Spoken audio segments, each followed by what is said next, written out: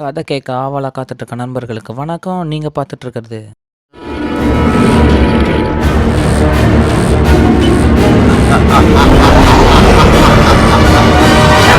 ஒரு கதை சொல்லவா?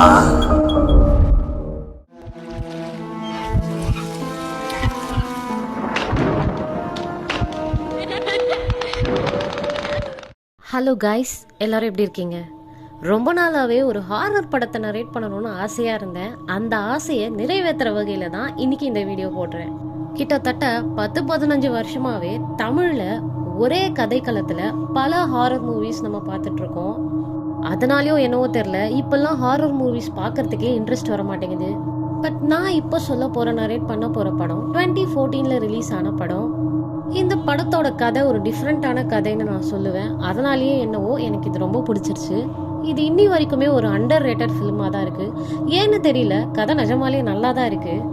நல்லா இருக்கு. நல்லா இருக்கியா? நல்லா இருக்கு. நல்லா தானே இருக்கியா? நல்லா இருக்கு. மேபி லோ ப்ரொடக்ஷன், அதுக்கப்புறம் நிறைய அன்னோன் ஃபேஸஸ் வச்சு இந்த படம் எடுத்ததுனாலையோ என்னவோ இந்த படம் இன்னும் அண்டர் ரேட்டடாக இருக்குன்னு நினைக்கிறேன். ஸோ வாங்க டைரக்டாக படத்துக்குள்ளே போகலாம். நீங்கள் பார்த்துட்டு இருக்குது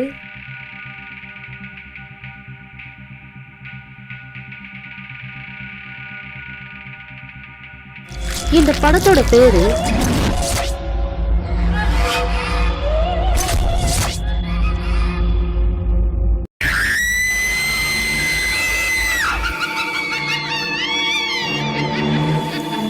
இந்த கதையோட ஸ்டார்டிங் சீன்ல ஒரு புக்கு கடைக்காரர் ரோட்டோரமா உட்காந்து புக்கை வித்துட்டு இருக்காரு. அங்க பை நிறைய புக்கோட ஒருத்தன் வரான். என்கிட்ட நிறைய புக்ஸ் இருக்கு, வாங்கிக்கிறீங்களான்னு கேட்க, இருக்கிற புக்ஸே வித்து போக மாட்டேங்குது, இந்த வேற வாங்கி நான் என்ன பண்ண போறேன் அப்படின்னு அவன் கேட்க, இல்ல என் வீட்டுல இதெல்லாம் இடத்த அடிக்குது, நீங்க எடுத்துட்டு கொடுக்கறத கொடுங்க அப்படின்னு. ஓகே கொடுக்கறத கொடுக்குறோமா, ஓகே இருந்தா 100 ரூபாய் அப்படி 100 ரூபாய் கொடுத்து மொத்த புக்ஸையும் கூட்டிட்டு போப்பான்னு வாங்கிடுறாரு. பார்த்தா எல்லாம் பில்லி சூனியம் ஆவின்னு கோஸ்ட் ரிலேட்டட் புக்ஸாவே இருக்கு.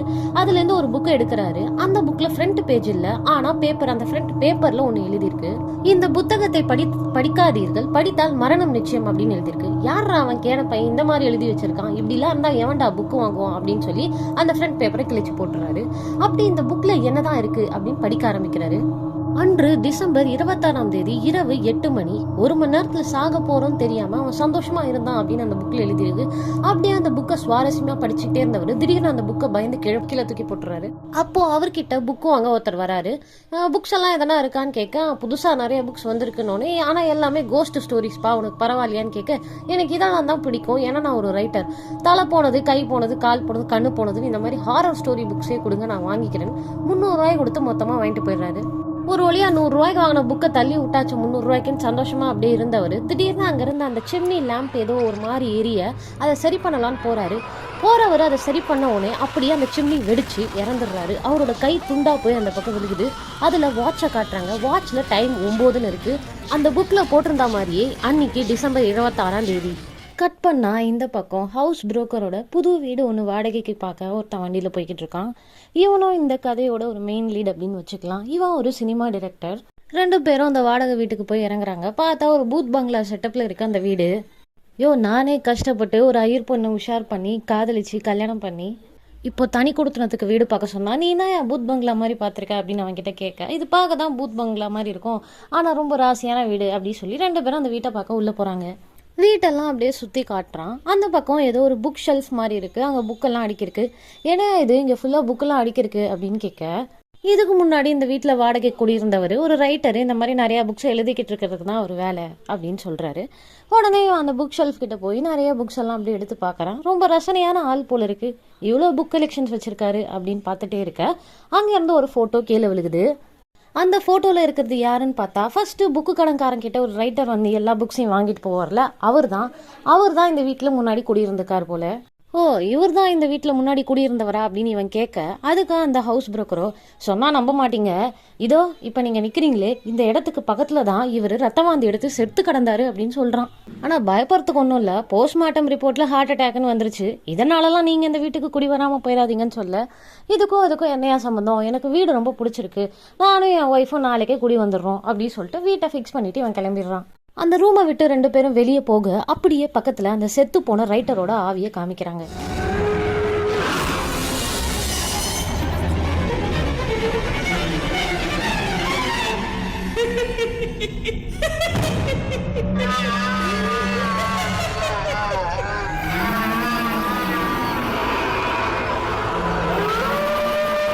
மறுநாள் இந்த டைரக்டர் பையன் தான் புது பொண்டாட்டியை கூட்டிட்டு இந்த வீடுக்கு கொடுத்தன வந்துடுறான். அவ காலங்காத்தால மங்களகரமா குளிச்சுட்டு பாலை காய்ச்சி கொண்டு வந்து கொடுக்குறா.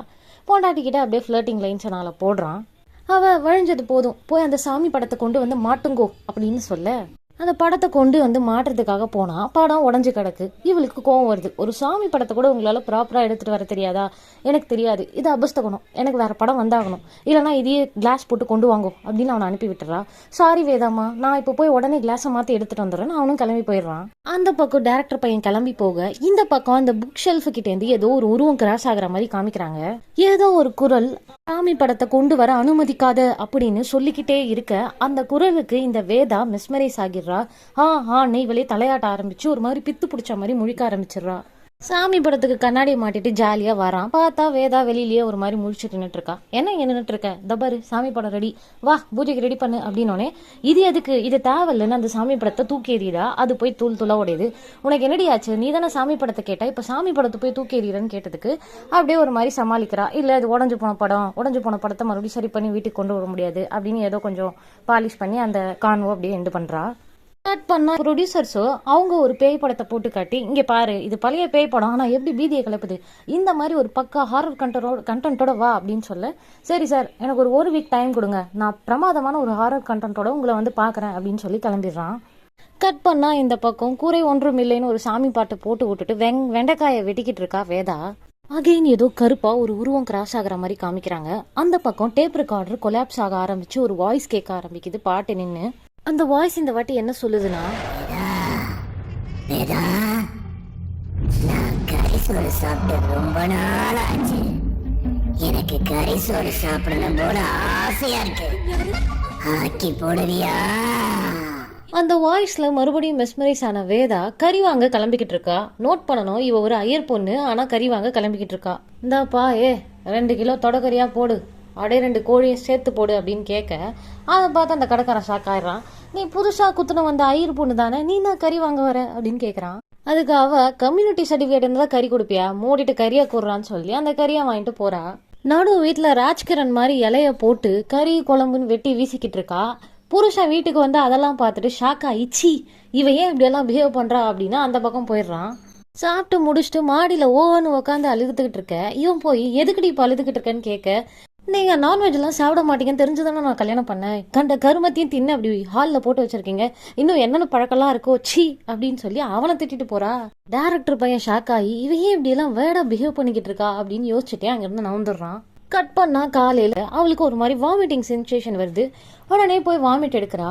வாமிட் எடுத்ததுமே அவளுக்கு ஒரு சிம்டம்ஸ் தோணுது, ஒருவேளை நம்ம ப்ரெக்னெண்டா இருக்கோமோ அப்படின்னு. உடனே தான் ஹஸ்பண்டுக்கு ஃபோன் அடிச்சு எங்க இருக்கீங்க அப்படின்னு கேட்குறான். அவன் டேரக்டர் வீட்டுக்கு போயிட்டு இருக்கேன், என்ன விஷயம் அப்படின்னு கோவமா பேசுறான். சீக்கிரம் வீட்டுக்கு வாங்க, உங்ககிட்ட ஒரு குட் நியூஸ் சொல்லணும் அப்படின்னு சொல்லி ஃபோனை கட் பண்ணிடுறா. அப்பான்னு பார்த்து ஏதோ ஒரு அன்னோன் நம்பர்லேருந்து இவளுக்கு ஒரு ஃபோன் கால் வருது. என்னது இது, நம்பர் ஒரு மாதிரி இருக்கு, சரி ஃபோன் அட்டன் பண்ணுவோம். ஃபோன் அட்டன் பண்ணி பேசினா மறுபடியும் ஃபோன்ல அந்த குரல். இந்த வாட்டி அந்த குரல் வேதா கிட்ட என்ன கேக்குதுன்னா, எனக்கு அந்த பிஞ்சு கருவை சாப்பிடணும் போல இருக்கு, கொடுத்துறியா? கொடுத்துரு. முதல்ல முடியாதுன்னு சொன்ன வேதா அந்த குரலுக்கு மெஸ்மரைஸ் ஆகி ஒரு ஹாஸ்பிட்டலுக்கு அவளோட கருவை கரைக்க போய்கிட்டு இருக்கா. டாக்டரோ, ஏமா ஃபர்ஸ்ட் டைம் பிரெக்னென்ட் ஆயிருக்கீங்கன்றீங்க, எதுக்கு இந்த கருவை கலைக்கிறீங்க, இதுல ஏதோ எனக்கு வில்லங்கமா படுது அப்படின்னு யோசிச்சுட்டே அவகிட்ட சொல்லிட்டு இருக்காங்க. சரி நான் உங்களை மறுபடியும் கூப்பிடுறேன், நீங்க அதோட வெளியே வெயிட் பண்ணுங்க டாக்டர் அவங்கள அனுப்ப. அப்ப அந்த இடத்துல ஒரு நர்ஸு கிராஸ் ஆகுறாங்க. யார் இந்த பொண்ணு அப்படின்னு டாக்டர் கேட்க, இவங்க என்னோட ரிலேட்டிவ் வீட்டு பக்கத்துல தான் கொடுத்தன இருக்காங்க, என்ன விஷயமா வந்துட்டு போறாங்கன்னே அந்த பொண்ணு கரு கலைக்க வந்துட்டு போதா, இவங்க இப்போதானே பிரெக்னென்ட் ஆயிருக்காங்க, இவங்க ஹஸ்பண்டுக்கு இது தெரியுமான்னு கேட்க, தெரியல இந்த பொண்ணு மட்டும் தான் வந்திருக்கு அப்படின்னு இவ சொல்றா. உடனே இந்த நர்ஸ் இவங்க ஹஸ்பண்டுக்கு ஃபோன் பண்ணி இன்ஃபர்மேஷனை பாஸ் பண்றா. விஷயத்தை தெரிஞ்சு இவளை வீட்டுக்கு கூட்டு வந்து டைரக்டர் பையன் லெஃப்ட் அண்ட் ரைட் வாங்குறான். ஆனா இந்த வேதா எதுக்குமே மசியாம, என் வயிற்றுல வளர்றத வச்சுக்கிறதும் அழிக்கிறதும் என்னோட இஷ்டம், இதுல நீ தலையிட்டினா உனக்கு மரியாதை கெட்டுரும் அப்படின்னு சொல்லி பேசிட்டு போறா. அதை கேட்டு ஷாக்கான டைரக்டர் பையன் உடனே வேதாவோட அப்பாவுக்கு கால் அடிக்கிறான். மாமா கோயில்ல ஐயர் போல இருக்கு, மந்திரத்தை சொல்லிக்கிட்டு இருக்காரு, உங்க பொண்ணு நடந்துக்கிறதே எனக்கு ஒரு டிஃப்ரெண்டா இருக்கு மாமா, இந்த மாதிரிலாம் ஒரு மாதிரி வேடா பிஹேவ் பண்றா, நீங்க கொஞ்சம் வீட்டுக்கு வந்துட்டு போங்க அப்படின்னு சொல்ல உடனே கோயில்ல இருந்து வேதாவோட அப்பாவும் புறப்பட்டு வீட்டுக்கு வராரு. கட் பண்ணா இந்த பக்கம் வேதா இன்னொரு ஹாஸ்பிட்டல்ல ஒரு அப்பாயின்மெண்ட்டை கருவை கலைக்கிறதுக்கு ஃபிக்ஸ் பண்ணிக்கிட்டு இருக்கு. அந்த நேரம் பார்த்தா அவளோட அப்பா என்ட்ரி கொடுக்குறாரு. வந்ததுமே வேதாவை பார்த்து லைட்டாக அவரும் ஷாக் ஆகுறாரு. ஏன்னா மாப்பிள்ளை ஆச்சாரமாக இருக்க மாட்டாருன்னு என்கிட்ட கம்ப்ளைண்ட் பண்ண நீ இப்போ வீட்லேயே செருப்பு போட்டு ஒரு மாதிரிக்கமாக சுற்றிட்டு இருக்கே அப்படின்னு சந்தேகப்படுறாரு. அப்படியே பேசிக்கிட்டே கோயிலேருந்து எடுத்துட்டு வந்த குங்குமத்தை அப்படியே அவளுக்கு வச்சு விடுறாரு. லைட்டாக வேதாவோட பாடி ஜெர்க் ஆகுது. நல்லா தானமா இருக்கு, உனக்கு ஒன்றும் இல்லையன்னு கேட்க நான் நல்லா தான் இருக்கேன். சரி வா வீட்டுக்கு போகலாம் அப்படின்னு கூப்பிடுறாரு. சரின்னு அவள் அப்பாவோட கிளம்பிடுறா. வேதாவும் அவள் அப்பாவும் இப்போ அவங்களோட வீட்டுக்கு போகிறாங்க. வீட்டுக்குள்ளே போகிறதுக்கு முன்னாடி என் பின்னாடி வர்றதை நிறுத்த சொல்லுங்க அப்படின்னு ஏதோ ஒன்று சொல்கிறா. பின்னாடி தான் யாருமே வரலையேமாங்கிறாரு. இவ்வளோ தூரம் வந்தாங்களே அப்படின்னு சொல்கிறா. பின்னாடி பார்த்தா யாரும் இல்லை. சரி அவங்க அப்பா நீ உள்ளே வாமா அப்படின்னு சொல்லி உள்ளே கூட்டிகிட்டு போயிடுறாரு. கட் பண்ணால் இந்த பக்கம் டேரக்டர் பையனுக்கு ப்ரொடியூசர் கால் பண்ணுறாரு. ஏன்யா ஒரு வாரத்தில் ஸ்டோரி ரெடி ஆகிடும்னு சொன்னேன், இன்னும் சொல்லவே இல்லை. நீ எப்போ ஸ்டோரி சொல்லி எப்போ நாங்கள் எல்லாத்தையும் ஃபிக்ஸ் பண்ணி எப்போ சினிமா ஆரம்பிக்கிறது அப்படின்னு கத்துறாரு. சார் எல்லா ஸ்டோரியும் யோசிச்சு பார்த்துட்டேன், எதுவும் புதுசாக சிக்கலை அப்படிங்கிறான். உடனே ப்ரொடியூசர் திட்டிட்டு ஃபோனை வச்சிடுறாரு. ரொம்ப நேரமாக ஸ்டோரி ரிலேட்டடாக யோசிச்சவன் திடீர்னு அந்த புக் ஷெல்ஃப் இருக்கிற பக்கம் பார்க்குறான். ஏன் இந்த புக்லேருந்து நம்ம சில ஸ்டோரிஸை கலெக்ட் பண்ணக்கூடாது, சரி அங்கே போய் புக்ஸை எடுத்து படிப்போம் அப்படின்னு சொல்லிட்டு அதுலேருந்து கரெக்டாக அந்த புக்கை எடுத்து படிக்க ஆரம்பிக்கிறான். கட் பண்ணா இந்த பக்கம் தன்னோட அப்பா வீட்டில் வேதா உட்காந்து அழுதுகிட்டு இருக்க. அவங்க அப்பா என்னமாச்சு எதுக்கு அழுதுகிட்டு இருக்கேன்னு கேட்க, எனக்கு பயமா இருக்கு, என் புருஷனுக்கு ஏதோ ஆயிடுமோன்னு எனக்கு பயமா இருக்குன்னு சொல்ல, மாப்பிள்ளைக்கு என்னமா ஆக போகுது அப்படின்னு கேட்க, அந்த வீட்டில் ஏதோ இருக்குப்பா, உருவம்லாம் தெரியல ஆனால் சத்தம் மட்டும் கேட்கும், சாமி படம் வேணான்னு சொல்லும், எனக்கு கரிசோரெல்லாம் செய்ய சொல்லிச்சு, என் கருவையும் அதான் கலைக்க சொல்லிச்சு, என்னன்னே தெரியல, அது சொல்ற எல்லாத்தையும் எனக்கு கேட்கணும் செய்யணும்னு தோணுச்சுப்பான்னு ஓன்னு அழறா. அங்கேருந்து கிளம்பி இங்கே வந்து நம்ம வீட்டில் தான்ப்பா நான் நிம்மதியாக இருக்கேன் அப்படின்னு அழுகுறா. அதுக்கு அவரு மாப்பிள்ள நீ ஏதோ சரியில்லைன்னு சொன்னதுனால தான் நான் உன்னை இந்த வீட்டுக்கே கூட்டு வந்தேன், நல்ல வேலை நீ இப்போ குணமாயிட்ட அப்படின்றாரு. உடனே என் ஹஸ்பண்ட் எப்படின்னா இங்கே வர வச்சிருங்க, அவர் உயிருக்கு ஆபத்து வந்துடும் அங்கே இருந்தான்னு சொல்ல, நான் மாப்பிள்ளைக்கு ஃபோன் பண்ணி கூப்பிட்றேம்மா நீ போய் படு அப்படின்னு அமுச்சு விட்டுறாரு. கட் பண்ணா அந்த பக்கம் வெறிக்க மெஸ்மரைஸ் ஆகி அந்த புக்கை படிச்சுக்கிட்டு இருக்கான் டேரக்டர் பையன். பித்து புட்சா மாதிரி அந்த கதையை படிச்சுட்டு நைட்டே ப்ரொடியூசருக்கு கால் பண்ணி கதை ரெடியா இருக்கு இப்பவே சொல்லவா இல்ல நாளைக்கு சொல்லவான்னு கேட்க, ப்ரொடியூசர் இப்பவே வா, சரி நீ நாளைக்கு காலையில ஆபீஸ் வந்து கதையை சொல்லு அப்படின்னு போனை வச்சிடுறாரு. இந்த பக்கம் மாப்பிள்ளைக்கு எவ்வளோ ஃபோன் பண்ணி ரீச் ஆகலாமா அப்படின்னு வேதா கிட்ட மாமா புலம்பிக்கிட்டு இருக்காரு. இந்த பக்கம் ப்ரொடியூசர் கிட்ட தான் படிச்ச கதையை சொல்லி இம்ப்ரெஸ் பண்ணி ஒரு வழியா இந்த டேரக்டர் பையன் சான்ஸ் வாங்கிடுறான். ப்ரொடியூசருக்குலாம் லைட்டா அந்த கதையை கேட்டோன்னே பயமாயிடுது. அடுத்த நாள் காலையில் இந்த டேரக்டர் பையன் அவனோட படத்துக்கு டைலாக் எழுத ஸ்டார்ட் பண்ணி நோட்டை எடுக்கிறான். பார்த்தா மேலேருந்து லேம்பு அபஸ்தகனமாக கீழே விழுந்து உடையுது. அந்த நேரம் பார்த்தா அவன் மாமா கால் பண்ணுறாரு. மாப்பிள்ள நீங்க நினைக்கிற மாதிரி வேதா கிட்ட எந்த பிரச்சனையும் இல்லை, நீங்க தங்கி இருக்கிற வீட்டுல தான் ஏதோ பிரச்சனை இருக்கு, அங்க ஏதோ அவங்க ஏதோ இருக்கு போல இருக்கு, அதனாலதான் வேதா அப்படி வயாட பிஹேவ் பண்றா, இப்போ அவ ஆல்ரைட் ஆயிட்டான்னு சொல்ல, ரொம்ப சந்தோஷமாமா நீ ஒன்னும் சொல்றான். அப்புறம் நீங்களும் அங்க இருக்காதீங்க, அங்கேருந்து கிளம்பி இங்க வந்துருங்கன்னு சொல்ல, இல்ல நான் இங்க டைலாக் எழுதுறதுக்காக ப்ரொடியூசரோட கெஸ்ட் ஹவுஸ்க்கு தான் வந்திருக்கேன், நான் அந்த வீட்டுல இல்ல, ஸோ எனக்கு எந்த பிரச்சனையும் இல்லைன்னு சொல்றான். நான் எழுத போற கதை ஒரு ஆவி சம்பந்தப்பட்ட கதை, அதுக்கு தான் டைலாக் எழுதிட்டு இருக்கேன், ஒரே அபஸ்தகுணமா போய்கிட்டு இருக்கு, எதனா வழி சொல்லுங்களேன்னு கேட்க, காக்கா காக்கான்னு எழுதிட்டு அதுக்கப்புறம் நீங்க டைலாக் எழுத ஸ்டார்ட் பண்ணுங்கன்னு மாமா ஐடியா தராரு. இவனும் அதை ஃபாலோ பண்ணி அன்னைக்கு டைலாக் எழுதி முடிச்சிடறான். அடுத்த நாள் காலையில் அந்த அசிஸ்டன்ட் வந்து ப்ரொடியூசர் உங்களுக்கு ஃபோன் பண்ண சொன்னார் சார், உங்கள் ஃபோன் ரீச் ஆகலையான்னு சொல்ல, இவனும் ப்ரொடியூசருக்கு ஃபோன் பண்ண ட்ரை பண்ணுறான். இவனோட ஃபோனு கனெக்டே ஆகலை. ஏன்னா இது யாருக்கு ஃபோன் பண்ணாலும் கனெக்ட் ஆக மாட்டேதுன்னு புலம்ப, அப்போ இவன் ஃபோனுக்கு இவன் ஒய்ஃப் நம்பர்லேருந்து ஒரு மெசேஜ் வருது. மெசேஜை ஓப்பன் பண்ணி பார்த்தா அதில் ஒரு ஃபோட்டோ இருக்குது. யார் ஃபோட்டோனா செத்து போன அந்த ரைட்டர் ஃபோட்டோ. என்னையா இது, என் பொண்டாட்டி நம்பர்லேருந்து செத்து போன ஃபோட்டோ வருதுன்னு அப்படியே ஷாக்காக உட்காந்துடுறான். அன்னைக்கு நாள் நைட்டு ப்ரொடியூசரோட பங்களால அதே மாதிரி உட்காந்து டைலாக் எழுத ஆரம்பிக்கிறதுக்கு முன்னாடி காக்கா காக்கான்னு எழுத போறான். அவன் எழுதுறதோ இங்கு பென்னு, இங்கு காலி ஆயிடுது. என்ன பென் எழுதவே மாட்டேங்குது, சரி இங்கா ஃபில் பண்ணுவோன்னு சொல்லி பென்ல இங்கா ஃபில் பண்றான், அப்போ எழுத மாட்டேங்குது. பெண்ணை தட்டுன்னு தட்டுறான், பெண்ணு போய் கீழே விழுகுது. கீழே விழுந்த பெண்ணு அப்படியே சுத்திக்கிட்டு இருந்த பெண்ணு அப்படியே மேலே வந்து இவன் கழுத்துலயே ஒரே குத்தா குத்துது. டைரக்டர் பையன் ஸ்பாட் அவுட். கட் பண்ணா இந்த பக்கம் ஒரு இன்ஸ்பெக்டர் டைரக்டர் பையலோட சாவை பத்தி ப்ரொடியூசர்ஸ் கிட்ட விசாரிக்கிறா. ஏன் அவனை மட்டும் தனியா தங்க விட்டீங்க அப்படின்னு கிராஸ் கொஸ்டின்ஸ் நிறைய கேட்கிறா. இல்ல டைரக்டர் பையன் தான் டிஸ்டர்ப் பண்ண வேணாம்னு சொல்லிட்டான், அதனால நாங்களும் டிஸ்டர்ப் பண்ணல, சரி எங்களுக்கு பீஸ்ஃபுல்லா டைலாக் எழுதி முடிச்சு படம் நல்லா வந்தா போதுன்னு இருந்தது அப்படின்னு சொல்றாங்க.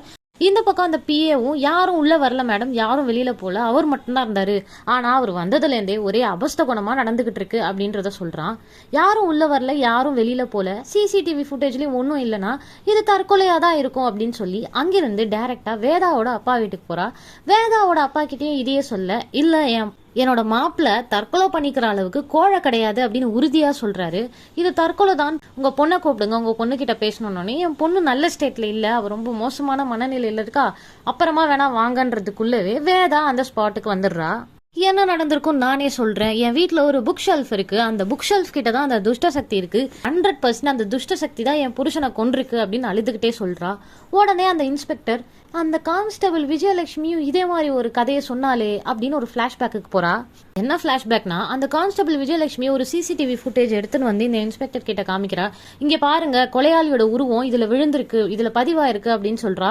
இன்ஸ்பெக்டரும் அந்த சிசிடிவி ஃபுட்டேஜை பார்க்க, அந்த சிசிடிவி ஃபுட்டேஜ்ல பதிவாயிருக்கிற உருவம் என்னன்னா அந்த செத்து போன ரைட்டரோட உருவம். இந்த கான்ஸ்டபிள் விஜயலட்சுமியும், இந்த ஆள் செத்து 1 மாசம் ஆகுது மேடம், இவரெல்லாம் உங்களால அரெஸ்ட் பண்ண முடியாது. அது மட்டும் இல்லாம இந்த ஆள் செத்து போன அதே வீட்டுல தான் இந்த டைரக்டர் பையனும் அவனோட பொண்டாட்டியும் இருந்தாங்க அப்படின்னு ஒரு கதையை சொல்ல, அதை கேட்டு அந்த இன்ஸ்பெக்டருக்கு விடவெடுத்து போகுது. கட் பண்ணா கான்ஸ்டபிள் விஜயலட்சுமி வெங்கட்டோட புக்ஸ், வெங்கட்டோட திங்ஸ் எல்லாத்தையும் அவன் ரூம்ல இருந்து எடுத்துட்டு வந்து போலீஸ் ஸ்டேஷன்ல வைக்கிறா. இதெல்லாம் செத்து போன அந்த டைரக்டர் பையன் வீட்டுல இருந்து எடுத்துட்டு வந்தது சார். இந்த கேஸை எப்படியும் சூசைட்னு சொல்லி தான் முடிக்க போறாங்க, எதுக்கு இப்படி இழுன்னு இழுத்துட்டு இருக்காங்க, சரி நான் கிளம்புறேன் அப்படின்னு சொல்லி அவ கிளம்பிடுறா. கிளம்பி போறச்சு ஸ்டேஷனுக்கு வெளியே ஒரு பாய் ஸ்டேஷனையே உத்து பாக்குறத பார்த்து, என்ன பாய் ஸ்டேஷனையே பார்த்துட்டு இருக்கீங்கன்னொடனே அந்த பாய், இந்த ஸ்டேஷன்ல ஏதோ ஒன்று நடமாடுது அப்படிங்கிறாரு. ஏன் பாய் நீங்க வேற பயமுறுத்துறீங்க, நானே நேரத்துலேருந்து பயத்துல இருக்கேங்கிறா. இந்த பாய் சொன்னா பக்காவா இருக்கும், இந்த ஸ்டேஷன்ல ஒரு இலவு விழ போகுது அப்படின்னு வேற சொல்லி அதை கேட்டு அவ ஷாக் ஆகுறா. அது மட்டும் இல்லாம அந்த பாய், உன்னை பார்த்தா என் பொண்ணு மாதிரி இருக்கு பேட்டி, அதனால 2 நாளைக்கு நீ இந்த ஸ்டேஷன் பக்கம் வராத, லீவை போட்டு போமான்னு சொல்ல, அதுக்கு இந்த கான்ஸ்டபிள் விஜயலட்சுமியோ, நான் பேய் பிசாஸ்லாம் நம்புவேன், ஆனா இதுக்கெல்லாம் பயந்தெல்லாம் லீவ் எடுக்க முடியாது, கிளம்புங்க பாய் அப்படின்னு இவ கிளம்பி போயிடுறா. பகல்ல கிளம்பி போன கான்ஸ்டபிள் விஜயலட்சுமி இப்ப நைட் ஷிஃப்ட்டுக்காக அதே ஸ்டேஷனுக்கு வரா. போர் அடிக்குதுன்னு சொல்லி அந்த வெங்கட் ரூம்ல இருந்து எடுத்துட்டு வந்த புக்ல இருந்து கரெக்டா அந்த புக்கை எடுத்து படிக்க ஆரம்பிக்கிறா. இவளும் அப்படியே மெஸ்மரைஸ் ஆகி ஒரு மாதிரி தண்ணிலை மறந்து பைத்தியம் மாதிரி அந்த புக்கை படிச்சுக்கிட்டு இருக்கா. அப்படியே அந்த புக்கை படிச்சுட்டு அவ மெஸ்மரைஸ் அப்படியே உட்காந்துட்டு இருக்க, டக்குன்னு அவளுக்கு எதிர்க்க ஒரு ஆவி உட்கார்ந்துருக்கிற மாதிரி காமிக்கிறாங்க. யாரோட ஆவினா, செத்து போன டைரக்டர் பையலோட ஆவி. இவ ஷாக் ஆகி, நீ தான் செத்துட்டியே, இங்க என்ன பண்ற அப்படின்னு கேட்க, நான் உன்னை கூட்டின்னு போக தான் வந்திருக்கேன் அப்படின்னு அந்த டைரக்டர் பையலோட ஆவி சொல்லுது. இவ நான் வரமாட்டேன்னு ரிப்ளை பண்றது வரைக்கும் தான் காமிக்கிறாங்க. அதுக்கப்புறம் அப்படியே கட் பண்ணா காலையில இன்ஸ்பெக்டர் ஸ்டேஷனுக்கு வர்றத காமிக்கிறாங்க. இன்ஸ்பெக்டர் ஸ்டேஷனுக்குள்ள வந்து பார்த்தா யாரையும் காணும், புக்கு ஒன்று படிச்சா மாதிரி அந்த பக்கம் கிடக்குது. அந்த புக்கை பார்த்துட்டு அப்படியே வச்சுட்டு, என்ன யாரையும் காணும் அப்படின்னு அப்படியே தேடி பாக்குறா. அப்படியே அங்க இருக்கிற ஒரு கபோர்டை யதார்த்தமா ஓபன் பண்ணி பார்க்க, உள்ள விஜயலட்சுமி செத்து கிடக்குறா. புக்கு கடைக்காரன் கிட்ட ஆரம்பிச்சு புக்கு கடையில புக்கு வாங்க வந்த டைரக்டர், அவனை தொடங்கி அப்படியே டைரக்டர் பையன், அதுக்கப்புறம் இந்த கான்ஸ்டபிள் விஜயலட்சுமி, இந்த புக்கு ரிலேட்டடா படிக்கிற எல்லாருமே சக்சஸ்ஃபுல்லி செத்துக்கிட்டு இருக்காங்க. ஆனா ஏன் செத்துட்டு இருக்காங்க அப்படின்ற காரணம் தான் தெரியல. இப்போ நான் இந்த பக்கம் எங்க வேதாவை காணும்னு அவங்க அப்பா வீட்டுல சுத்தி தேடிக்கிட்டு இருக்காரு. பார்த்தா வேதா ஒரு ரூம்ல உட்காந்து என்ன பண்ணிக்கிட்டு இருக்கானா, புருஷனுக்கு ஏற்பட்ட நிலைமை வேற யாருக்கும் ஏற்படக்கூடாது, அந்த துஷ்ட சக்தியை கண்டுபிடிச்சு அதை அழிக்காம விட மாட்டேன்ப்பா. இந்த பக்கம் அந்த படத்தோட ப்ரொடியூசர் போலீஸ் ஸ்டேஷனுக்கு வரான். மேடம் எனக்கு ஒரே ஒரு ஹெல்ப் பண்ண முடியுமா, நான் அந்த படத்தை அகைன் ஸ்டார்ட் பண்ண போறேன், எனக்கு அந்த ஸ்டோரி புக் வேணும் மேடம் அப்படின்னு சொல்றான். இன்ஸ்பெக்டரோ, நீங்க ஒரு லெட்டர் எழுதி கொடுத்துட்டு அந்த புக்கை கலெக்ட் பண்ணிட்டு போங்க அப்படின்னு சொல்ல, அவனை லெட்டர் எழுதி கொடுத்துட்டு அந்த புக்கை வாங்கிட்டு வெளியில போறான். வெளியில போனா வேதா வெயிட் பண்ணிக்கிட்டு இருக்கா. என் பேர் வேதா, நான் டைரக்டர் வெங்கட்டோட ஒய்ஃப் அப்படின்னு தன்னை இன்ட்ரடியூஸ் பண்ணிக்கிறா. ஓ சாரி, வெங்கட்க்கு இப்படிலாம் நடந்திருக்க கூடாது அப்படின்னு சொல்லி இந்த ப்ரொடியூசர் ஃபீல் பண்ண, வெங்கட்க்கு அப்படி நடந்தது இப்ப பிரச்சனை இல்லை, இனி அது யாருக்கும் நடக்கக்கூடாது அப்படின்னு சொல்றா. இந்த கதையை நீங்க படமாக்க கூடாது அப்படின்னு சொல்ல, ஏன் நான் படமாக்க கூடாதுன்னு அந்த ப்ரொடியூசர் கேட்கறான். இது கதை இல்ல, இது ஒரு காகித அசுரன் அப்படின்னு சொல்றா. இந்த இன்னொருத்தரை கொல்ல நான் விடவே மாட்டேன் அப்படின்னு சொல்ல, உங்க ஹஸ்பண்ட் இறந்து போயிருக்காரு, நீங்க ஒரு மாதிரி கன்ஃபியூஸ்டு ஸ்டேட்ல இருக்கீங்கன்னு புரியுது, ஆனா அதுக்காக இப்படியெல்லாம் பேசாதீங்க அப்படிங்கிறான். ஃபர்ஸ்ட் இதை நம்பாதவன் அங்க இருக்கிற இன்னும் 2 கான்ஸ்டபிள்ஸ் சொல்றத கேட்டு நம்பி இன்னொரு ப்ரொடியூசர் கிட்ட போய் பேசுறான். இதை எப்படிதான் கண்டுபிடிக்க அப்படின்னு சொல்ல, வேதாவோட அதிர்ஷ்டவசமா நான் இந்த புக்கோட லாஸ்ட் பேஜை பார்த்தேன், இந்த புக்கு பிரிண்ட் ஆன பிரஸோட அட்ரஸ் இந்த புக்ல இருக்கு, நாம ஏன் அந்த பிரிண்டிங் பிரஸ்ல போய் விசாரிக்க கூடாதுன்னு இப்ப அந்த ப்ரொடியூசரும் வேதாவும் அந்த பிரிண்டிங் பிரஸ் அட்ரஸ்க்கு போறாங்க. ஒரு வழியா அந்த பிரஸ் வீட்டுக்காரங்களோட அட்ரஸை கண்டுபிடிச்சி உள்ள போய் 2 பேரும் தான் நடந்ததெல்லாம் சொல்லிக்கிட்டு இருக்காங்க. அதாவது ஒரு பர்டிகுலர் புக்கை படிச்சு அதுக்கு ஸ்கிரீன் பிளே எழுதி தான் என் புருஷன் செத்தாரு, அது மட்டும் இல்லாம அதே புக்கை படிச்சா ஒரு லேடி கான்ஸ்டபிளும் இறந்துட்டாங்க அப்படின்னு நடந்ததெல்லாம் சொல்லிக்கிட்டு இருக்காங்க. அந்த பர்டிகுலர் புக்கு உங்க பிரிண்டிங் பிரஸ்ல தான் பிரிண்ட் ஆயிருக்குன்னு சொல்ல, பக்கத்துல இருந்து இதெல்லாம் கேட்டுக்கிட்டு இருக்காங்க. அந்த லேடி வெடவெடுத்து போறாங்க. மரணம் இலவசம் அப்படின்னு சொல்றாங்க. எங்களுக்கு அந்த புக்கு பேர் தெரியாது அப்படின்னு வேதா சொல்றா. உடனே தான் பேக்ல இருந்த அந்த புக்கை வேதா வெளியே எடுக்க, அதை பார்த்து ஷாக் ஆகி வெடவெடுத்து போய் அலற ஆரம்பிக்கிறாங்க அந்த லேடி. இந்த புக்கை எடுத்துட்டு உடனே வெளியே போங்க அப்படின்னு திட்டி அலறி அந்த 2 பேரையும் வீட்டை விட்டு வெளியில தொத்திடுறாங்க. இவங்க 2 பேரும் அந்த லேடியோட சிச்சுவேஷனை புரிஞ்சு வீட்டுக்கு வெளியே வெயிட் பண்ண கொஞ்சம் காம் அண்ட் ரிலாக்ஸ்ட் ஆனதுக்கு அப்புறம் அந்த லேடி வந்து இவங்க 2 பேர்கிட்டயும் பேசுறாங்க. என் குடும்பத்தை அழிச்சதே இந்த யமன் தான் அப்படின்னு கதையை சொல்ல ஸ்டார்ட் பண்றாங்க. என் வீட்டுக்காரு பிரஸ் மட்டும் வச்சில்ல, ஒரு பப்ளிஷரும் கூட. ஈஸ்வரி பப்ளிகேஷன்ஸ் ஒன்று ரன் பண்ணியிருக்காரு. அவருக்கு நல்ல ஸ்டோரி சென்ஸ் இருக்கு. அதனால தான் அவர் வாழ்க்கையில நல்லா முன்னுக்கு வந்தாரு. அதனால தான் இந்த ஸ்டோரியும் வாங்கி பப்ளிஷ் பண்ண முடிவுக்கு வந்தாரு. இப்போ நான் இந்த புக்கை பப்ளிஷ் பண்ண நினைச்ச பப்ளிகேஷன்ஸ்க்கு என்ன நடந்தது அப்படின்றத காமிக்கிறாங்க. அதாவது இந்த லேடியோட புருஷன் அந்த பப்ளிஷர் ஒரு 2 கோவர்க்கர்ஸ் கிட்ட பேசிட்டு இருக்கான். அவனுங்க, சார் இனிமே இந்த மாதிரி பேய் கதையெல்லாம் வாங்கி பப்ளிஷ் பண்ணாதீங்க. இந்த கதையை படிச்சுட்டு ஒரு வாரமா எனக்கு பூத் பங்களால இருக்கிற மாதிரியே ஃபீலிங்கா இருக்கு சார் அப்படின்னு ஃபீல் பண்ணி சொல்ல, அதை கேட்ட அவரு பூத் பங்களா மாதிரி இருக்கா, அப்பனா இந்த கதை ஹிட்டு தானே, அப்போ இந்த பேய் படம் இந்த புக்கு எனக்கு எல்லாமே ஹிட் ஆயிடும்பா, இனிமே பேய் கதை மட்டும் தான் நான் பப்ளிஷ் பண்ண போறேன் அப்படின்னு சிரிச்சுட்டே பேசிட்டு இருக்கேன். அங்கிருந்து ஏதோ ஒரு குரல் ஒன்று கேக்குது. என்னையா ஏதோ சத்தம் கேக்குது, யார் அது, போய் பாரு அப்படின்னு ஒருத்தன் அனுப்புறாரு. அவன் போய் அந்த பக்கம் பார்க்க, யாருமா நீ அப்படி யாரோ உட்கார்ந்துருக்கிற மாதிரி இருக்கு, யார் நீங்க அப்படின்னு கேட்க, உங்க 3 பேரையும் நான் இங்க இருந்து கொன்னு கூட்டிட்டு போக போறேன் அப்படின்னு ஒரு குரல் சொல்லுது. என்னது அப்படின்னு கேட்கறதுக்குள்ளேயே அவனை அந்த உருவம் எரிச்சிருது. எரிஞ்சு போன அவன் அப்படியே அந்த 2 பேரை நோக்கி ஓடி வந்து இந்த 3 பேருமே எரிஞ்சு அப்படியே மொத்த பிரஸும் எரிஞ்சு போயிருது. இந்த கதையெல்லாம் அந்த லேடி சொல்ல அப்படியே அங்க இருந்த எல்லா புக்குமே எரிஞ்சிருச்சு. ஆனா ஒரே ஒரு காம்ப்ளிமெண்டரி காப்பி மட்டும் யார்கிட்டயோ இருக்கு அப்படின்னு தெரிய வந்துச்சு. முதலையே தெரிஞ்சிருந்தா அந்த சாத்தான் கிட்ட இருந்து அந்த சுந்தரையும் நான் காப்பாத்திருப்பேன்னு இப்ப வேற ஒரு கதையும் சொல்றா. இந்த சுந்தருங்கிறவன் உன் வீட்டுக்காரோட ரிலேட்டிவ் போல இருக்கு. அந்த பையன் கொஞ்சம் பயங்கர ஆர்வம் கொண்டவன் போல, படிச்சே ஒரு கதை ஹிட் ஆகுமா ஹிட் ஆகாதா அப்படின்னு சொல்லுவான் போல இருக்கு. அதனால எடுத்ததும் அந்த ஒரு காம்ப்ளிமெண்டரி காப்பியை இவங்கிட்ட கொடுத்து இதை படிச்சு நல்லா இருக்கா இல்லையான்னு சொல்லுடான்ட்டு அவங்க மாமா கொடுத்துருக்காரு. சுந்தர் அந்த கதையை மெஸ்மரைஸ் ஆகி படிச்சுக்கிட்டு இருக்க. அப்ப அவன் தங்கச்சி உள்ள போய் கூப்பிட அவன் தங்கச்சியை திட்டி அடிச்சு அனுப்பி விட்டுறான். அவ போய் அண்ணன் இந்த மாதிரி பண்றான்னு அவங்க அப்பா கிட்ட கம்ப்ளைண்ட் பண்றா. அவர் உள்ள வந்து ஏன்டா இப்படிதான் பண்ற, உனக்கு என்ன ஆச்சுன்னு கேட்க, அந்த புக்கை கீழே போட்டு நான் போய் குளிச்சுட்டு வரேன் அப்படின்னு சொல்லி உள்ள போறான். போறவன் ரொம்ப நேரம் ஆகி வெளியிலேயே வரல. சுந்தர் சுந்தர் சுந்தர்னு கதவை தட்டி பார்த்தா அவன் அங்க வெந்து போய் செத்து கிடக்குறான். அதாவது இந்த ஹாட் வாட்டர்லாம் வர ஷவர் இருக்குல்ல, அதுல குதிக்க குதிக்க அந்த ஷவரை திறந்து விட்டு அப்படியே உடம்பெல்லாம் வெந்து செத்துட்டு இருக்கான். அதுல ஒரு மாதிரி சைக்காலஜிக்கலா அஃபெக்ட் ஆன அவனோட தங்கச்சி வீட்டுல எந்த பசங்க புக் படிச்சாலும் இந்த புக்கை படிக்காதீங்க, புக் படிச்சாலே நீங்க செத்துருவீங்க, இதை படிக்காதீங்க அதை படிக்காதீங்கன்னு பைத்தியம் மாதிரி பிஹேவ் பண்ண ஆரம்பிச்சிருக்கா. தன்னோட அண்ணன் படிச்சு அதாலதான் செத்து போனான்னு நினைச்சிட்டு இருக்க அந்த மரணம் இலவசமோட ஃப்ரண்ட் பேஜை கிழிச்சிட்டு இந்த புத்தகத்தை படிக்காதீங்க, படிச்சா சாவு நிச்சயம் அப்படின்னு எழுதி வைக்கிறா. பொண்ணு இந்த மாதிரி பைத்தியம் மாதிரி பிஹேவ் பண்றானே அவங்க அப்பா கவலையில இருக்காரு. அப்போ அவங்க வீட்டுல இருக்கிற 2-3 பேரு இந்த புக்ஸ் எல்லாம் தான் அவ பைத்தியம் பிடிச்ச மாதிரி இருக்கா, முதல்ல இந்த புக்ஸ் எல்லாம் கொண்டு போய் எங்கன்னா போடுங்க அப்படின்னு சொல்ல அவரும் இந்த புக்ஸ் எல்லாம் கொண்டு போய் ஒரு புக்கு கடையில போடுறாரு. இந்த கதையோட ஸ்டார்டிங் சீன்ல ஒரு புக்கு கடைக்காரன் கிட்ட ஒருத்தர் புக்ஸ் எல்லாம் வந்து போடுவார்ல, அவரு தான் இவரு. இந்த கதையெல்லாம் அந்த லேடி சொல்லிட்டு இதுக்கப்புறமா தான் இந்த சாத்தா அவங்க கிட்ட வந்திருக்கு அப்படின்றதையும் சொல்றா. இந்த புக்கை தயவு செய்து எரிச்சு சாம்பல் ஆக்கிடுங்க அப்படின்னு அழுகுறா. புஸ்தகம் எப்படி கொல்லும், இந்த புக்குக்கு எப்படி இவ்வளவு பவர் வந்தது அப்படின்னு வேதா கேக்குறா. இந்த புக்குல இருக்கிற ராட்சசம் யாரு, கத்தி ஒருத்தரை கொல்லும், காகிதம் ஒருத்தரை கொல்லுமா, எந்த ரீசனுமே தெரியாம இந்த புஸ்தகத்தை எப்படி வேரோட அழிக்க முடியும் அப்படின்னு கேள்வி கேட்கிறா.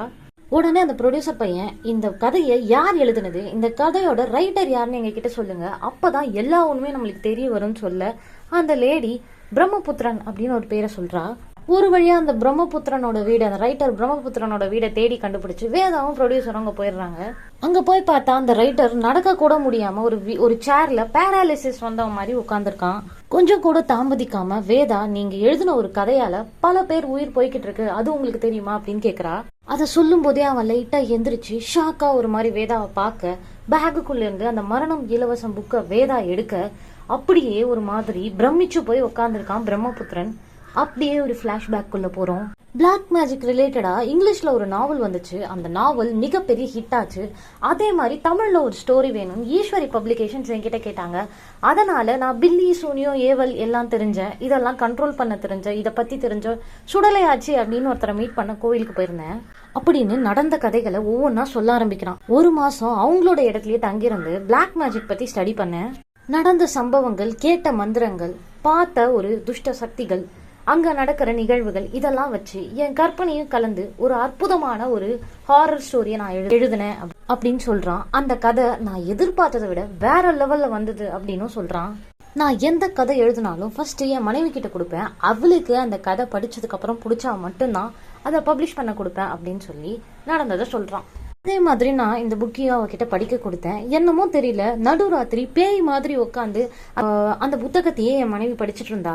டில்லி, சூனியம், பிளாக் மேஜிக்னு இதை பத்திலாம் எழுதியிருந்தனே, உனக்கு கதை பிடிச்சிருக்கா அப்படின்னு மனைவி கிட்ட கேட்க, அந்த மனைவியோ எனக்கு ரொம்ப பிடிச்சிருக்கு அப்படின்னு சொல்றா. ஆனா இந்த கதைக்கு என்ன டைட்டில் வைக்கிறது தாமா எனக்கு தெரியலன்னு சொல்ல, மரணம் இலவசம்னு வைங்க அப்படின்னு அவ சொல்றா. அதுக்கப்புறம் என் மனைவி கிட்ட பயங்கரமான சில மாற்றங்களை நான் பார்த்தேன் அப்படின்னு சொல்றான். அது மட்டும் இல்லாம அன்னைக்கு ராத்திரி இந்த டாக்டர் ரொம்ப மோசம். 2 மாசம் கழிச்சு தான் குழந்தைய பார்க்க முடியும்னு சொல்றாங்க. ஆமா மச்சான், ஒரு 2 மாசம் கழிச்சு தான் பிரசவம் ஆகும். அப்பதான் குழந்தைய பார்க்க முடியும். அது வரைக்கும் என்னால காத்துட்டு இருக்க முடியாது. இப்பவே என் குழந்தைய நான் பார்த்தாகணும். இப்ப எப்படி பார்க்க முடியும்? அது முடியாது. என் வயித்தறுத்து குழந்தைய எடுத்து பாப்பேன். இதால என் வயித்த அறுத்து இப்பவே என் குழந்தைய நான் பார்க்க போறேன்.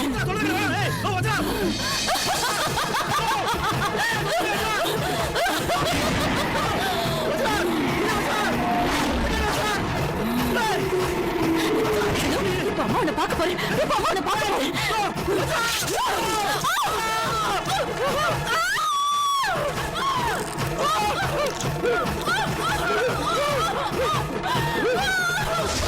இந்த கதையெல்லாம் சொல்லி முடிக்கும் போதே அவனுக்கு மறுபடியும் வலிப்பு வர ஸ்டார்ட் ஆயிடுது. அங்க வந்து டாக்டரும் ஏன் சார் இவரை டிஸ்டர்ப் பண்றீங்கன்னு திட்டிட்டு அவரை கொஞ்சம் ரிலாக்ஸ் ஆக விடுறாங்க. அதுக்கப்புறம் இவங்க பேச ஆரம்பிக்கிறாங்க. சார், உங்க மனைவி உட்பட இத்தனை பேர் கொள்ற சக்தி இந்த புக்குக்கு எப்படி வந்ததுன்னு கேட்க அவன் தெரியாதுன்னு பதில் சொல்றான். கதை எழுதின உங்களுக்கு இது கண்டிப்பா தெரியாம இருக்காது அப்படின்னு வேதா சொல்ல, எனக்கு இதுக்கு ஒருத்தர் தான் ஆன்சர் பண்ண முடியும்னு தோணுது. 24 மணி நேரமும் பேய், பிசாசு, பில்லி, சூனியத்தோட வாழ்ற அந்த சுடலையாச்சு தான் இதுக்கான பதில சொல்ல முடியும். அவங்க தான் இதுக்கான காரணமாவும் இருக்க முடியும். நீங்க அங்க போங்கன்னு இவங்க 2 பேத்தையும் அங்க அனுப்பி வைக்கிறான். அங்க போனா அவ இவங்க 2 பேரையும் திட்டுறா. அவன் ஏன் மேல பழிய போட்டு இங்க அமுச்சு விட்டானா அப்படின்னு. இது வரைக்கும் இந்த புஸ்தகம் எத்தனை பேரை கொண்டு இருக்குன்னு கேட்க 9 பேரை கொண்டு இருக்குன்னு சொல்ல, ஐயோ அநியாயமா 9 பேரை கொண்டு இருக்கே அப்படின்னு சொல்லி கத்துறா. 13வது பக்கத்தை பாரு.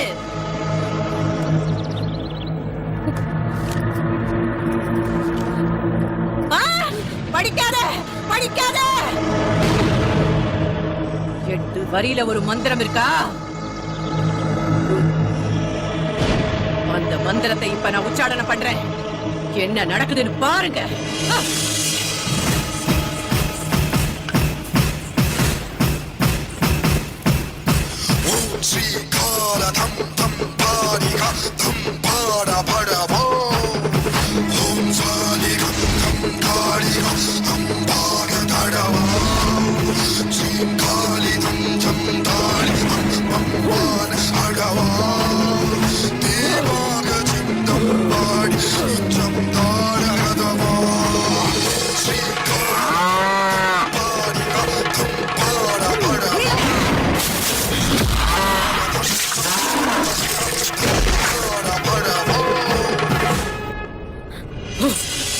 மந்திரம் பண்ண வேலைய பாத்தீங்கல்ல. ஸோ கான்செப்ட் என்னன்னா, அந்த மந்திரம் சாத்தான வர வைக்கிற மந்திரம். அந்த மந்திரத்தை படித்தோடனே சாத்தா இறங்கி வரும். சாத்தா இறங்கி வந்தோடனே ஒரு ரத்த பலி கேட்கும். அது ரத்த பலி கேட்கறதுக்காக நம்ம எதனா ஒன்றுத்த ரத்த பலி கொடுக்கணும். அப்படி கொடுக்கலன்னா நம்மளே அடித்து சாப்பிட்டு போயிடணும். இவங்களுக்கு அது மந்திரம்னும் தெரியாது, அதை படித்தா சாத்தா இறங்கி வரும்னு தெரியாது. அதனால இவங்களே கொண்டுட்டு போயிடுது. இதுதான் கான்செப்ட். இதில் நம்ம சாத்தான குறைசல்ல ஒன்றும் இல்லை, ஏன்னா அது கூப்பிட்டனால தான் வருது. இன்கேஸ் கூப்பிடலாம் வந்திருக்காது. சரி, இப்போ என்ன, இந்த புக்கை கொளுத்திட்டா எல்லாம் சரியாயிடுமான்னு ப்ரொடியூசரும் வேதாவும் கேட்க, இந்த புக்கை கொளுத்துனாலாம் எல்லாம் சரியாகாது. பிரம்மபுத்திரன் கைப்பட எழுதின மூல பிரதி ஒன்று இருக்கு, அதை கொளுத்துனாதான் இந்த சாத்தான் வேரோட அழியும் அப்படின்னு சொல்றா. இன்னைக்கு அற்புதமான நாள் வேற, அதனால இன்னைக்கு ராத்திரி 12 மணிக்குள்ள அந்த மூல பிரதி இங்க வந்தாகணும். வந்துடுச்சுன்னா அதை எரிச்சு சாத்தானா நம்ம அழிச்சிடலாம். வேதா நீ எங்கே இரு, ஹே ப்ரொடியூசர் பையா, you go and take the மூல பிரதி அண்ட் கம் அப்படின்னு அனுப்பி விடுறா. ப்ரொடியூசர் பையன் கிளம்பி போக, உயிரை பணைய வைக்க நீ தயாரான்னு இவ வேதாவை பார்த்து கேட்க, அவ எல்லாத்துக்குமே தயார் அப்படின்னு சொல்றான். ப்ரொடியூசர் பையன் யாருக்கோ ஃபோன் பண்ணி, இப்போ எனக்கு அந்த மூல பிரதி வேணும், யார்கிட்ட இருக்கு அப்படின்னு கேட்க, சார் இது எங்ககிட்ட இல்லை, 2 நாள் முன்னாடி தான் பாஸ்கர்னு ஒருத்தன் அந்த புக்கை வாங்கிட்டு போனான், ஏதோ ரைட்டர்ஸோட சிக்னேச்சரையும் கைப்பட எழுதின புக்கெல்லாம் அவன் கலெக்ட் பண்ணுறானா, ஸோ அவன் தான் வாங்கிட்டு போனான் அப்படின்னு சொல்றாரு. சரி, அவரோட அட்ரஸ் அதை கொடுங்கன்னொடனே ஓகே அவன் அட்ரஸ் கொடுக்குறான். அந்த அட்ரஸ்க்கு இந்த ப்ரொடியூசர் பையன் கிளம்பி போறான். இந்த பக்கம் அந்த ஆட்சி ஒரு பெரிய குங்கும வட்டத்தை போட்டு அதுக்குள்ள வேதாவை போய் உட்கார சொல்றா. அந்த மரணம் இலவசம் புக்கை அவகிட்ட கொடுத்து அந்த புக்கை விரிச்சு அந்த புக்கை ரசிச்சு ரசிச்சு நீ படிக்கிற அப்படின்னு சொல்றா.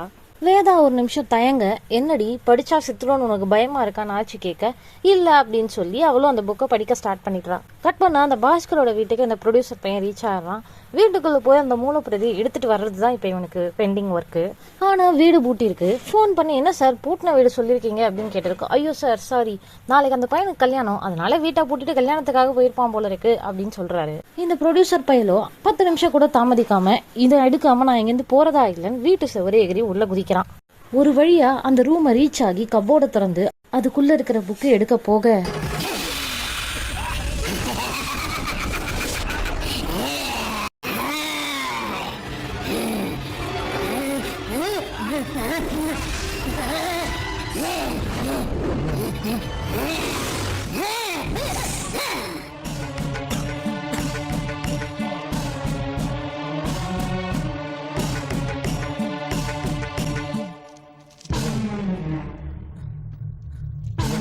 வழியா ருத்ராட்ச மாலையை போட்டுட்டு அந்த மூலப்பிரதியை எடுத்துட்டு கோயிலுக்கு வரான். இப்போ இந்த ப்ரொடியூசரோட கார் கோயிலுக்கு ரீச் ஆனதுமே பக்கத்துல அங்க இருக்கிற ஒரு அருவாளை தூக்கிட்டு ப்ரொடியூசர் பையனை நோக்கி ஓடி வரா.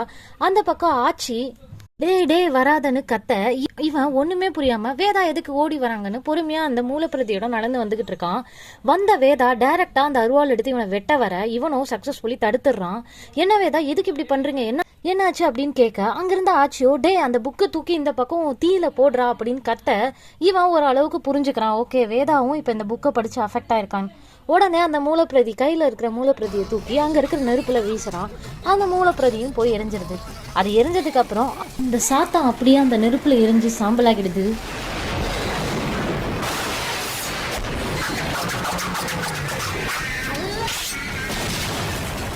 நான் ஸ்டார்டிங்கில் சொன்ன மாதிரி இந்த படம் ஒரு டிஃப்ரெண்ட்டான கான்செப்ட் தான். ஆனால் இந்த படத்தில் நிறைய லேக் இருக்குது. கொஞ்சம் ஸ்க்ரீன் பிளேவை திக்காக ஆக்கிட்டு கொஞ்சம் சிஜியில் ஒர்க் பண்ணியிருந்தாங்கன்னா, இன்னும் கொஞ்சம் நோன் ஃபேஸஸை படத்தில் போட்டிருந்தாங்கன்னா மேபி இந்த படம் கொஞ்சம் நல்லா ஓடி இருக்கும், நிறைய பேருக்கு தெரிஞ்சிருக்கும்னு நினைக்கிறேன். ஸோ இதோட என் வீடியோவை நான் எண்ட் பண்ணிக்கிறேன். இன்னொரு நல்ல படத்தோட ஃபிலிம் ஃபேபிள்ஸ் பிளேலிஸ்ட்டில் உங்களை வந்து மீட் பண்ணுறேன். அன்டில் தென் பாய். ஒரு கதை சொல்லவா?